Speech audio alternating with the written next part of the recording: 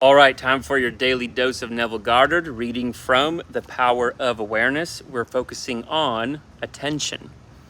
Attention is forceful in proportion to the narrowness of its focus. That is, when it is obsessed with a single idea or sensation.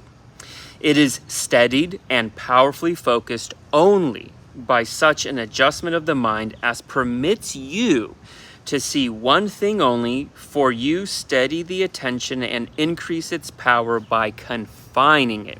Sort of like, think about a magnifying glass, right? If you ever were a kid and played with a magnifying glass and you narrowed down the energy of the sun into a focus point on a leaf, you could light it on fire. That's an analogy that really helped me to understand this.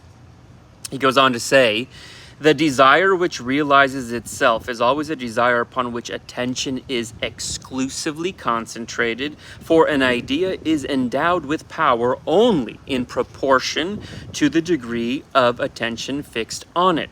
Concentrated observation is the attentive attitude directed towards some specific end. The attentive attitude involves selection, for when you pay attention, it signifies that you have decided to focus your attention on one object or state rather than another. And we'll wrap up here with, therefore, when you know what you want, you must deliberately focus your attention on the feeling of your wish fulfilled until that feeling fills the mind and crowds all other ideas out of consciousness. Sort of like getting in the bathtub and the water spills out. You just have to become so overwhelmingly obsessed with the feeling as if the thing you want already exists that it just crowds out all the other thoughts and feelings. So instead of fighting the other thoughts and feelings that you don't want, aka when Jesus says, resist ye not evil, simply replace it with the thing that you do want. And here's the punchline.